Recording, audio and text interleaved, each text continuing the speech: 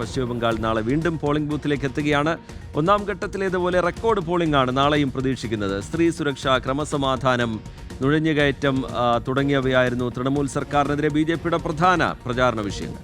SIR ഉൾപ്പെടെയുള്ള വിഷയങ്ങൾ കേന്ദ്ര സർക്കാരിനെതിരെ ആയുധമാക്കിയായിരുന്നു തൃണമൂൽ കോൺഗ്രസിന്റെ പ്രചാരണം. 142 മണ്ഡലങ്ങളിലേക്ക് 1448 സ്ഥാനാർത്ഥികളാണ് മത്സരിക്കുന്നത്. സംഘർഷങ്ങൾ കണക്കിലെടുത്ത് അതീവ സുരക്ഷയാണ് ഒരുക്കിയിട്ടുള്ളത്. നോബിൾ മാരിക്കാരനുണ്ട് വിശദാംശങ്ങൾ നൽകാൻ. Good morning Noble. രണ്ടാം ഘട്ടത്തിലേക്ക് ആദ്യഘട്ടത്തിൽ മികച്ച പോളിംഗ് ആയിരുന്നു. അതേ പ്രതീക്ഷയോടെ തന്നെയാണ് പോളിംഗ് ബൂത്തിലേക്ക് രണ്ടാം ഘട്ടത്തിലും എത്താൻ പോകുന്നത്. നമുക്കറിയാം ഈ തൃണമൂലിന്റെ ശക്തി കേന്ദ്രങ്ങളിലാണ് രണ്ടാം ഘട്ടത്തിലെ വോട്ടെടുപ്പ് നടക്കുന്നത് എന്നുള്ളതാണ്. ഇപ്പോൾ ഒപ്പം ചില സംഘർഷ സാഹചര്യങ്ങളൊക്കെ കഴിഞ്ഞ ദിവസങ്ങളിലും കണ്ടിരുന്നു. അതിന്റെയൊക്കെ സാഹചര്യത്തിൽ അതീവ സുരക്ഷയിലായിരിക്കും അല്ലേ?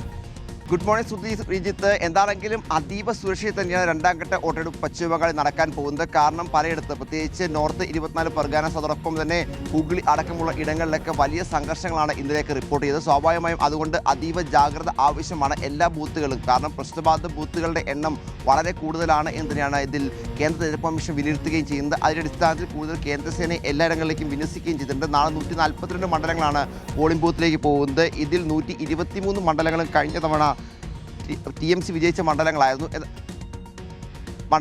എന്താണെങ്കിലും വലിയ തരത്തിൽ ആവേശത്തോടെ തന്നെയാണ് തെരഞ്ഞെടുപ്പ് മുന്നോട്ട് പോയിക്കൊണ്ടിരിക്കുന്നത് എന്നാണ് യാഥാർത്ഥ്യം. പ്രത്യേകിച്ച് ഇന്നലെ കുട്ടിക്കലാശത്തിൽ വലിയ തരത്തിൽ വാദപ്രതിവാദങ്ങൾ കൊടുക്കുന്നത് നമ്മൾ കാണാൻ കഴിഞ്ഞു. മറ്റൊരു പ്രധാനപ്പെട്ട കാര്യം എന്ന് പറയുന്നത് ഭവാനിപ്പൂർ, നിലവിൽ മമതാ ബാനർജിയുടെ മണ്ഡലമായ ഭവാനിപ്പൂർ അടക്കമുള്ള പ്രധാന മണ്ഡലങ്ങൾ നാളെ വിധി എഴുതുന്നുണ്ട് എന്നാണ്.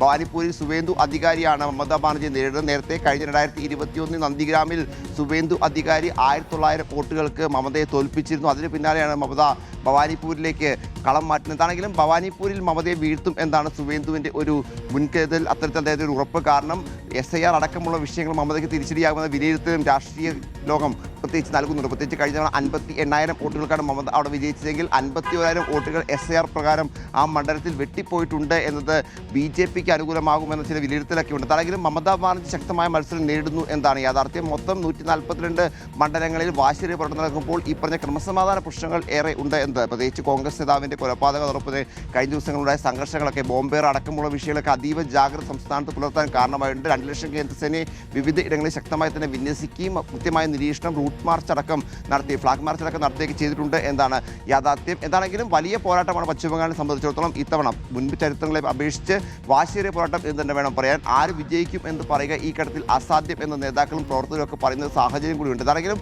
വലിയ പോരാട്ടത്തിൽ മമത വീഴുമോ അതോ മോദി വീഴുമോ എന്നാണ് ഇനിയിപ്പോൾ കണ്ടറിയേണ്ടത്.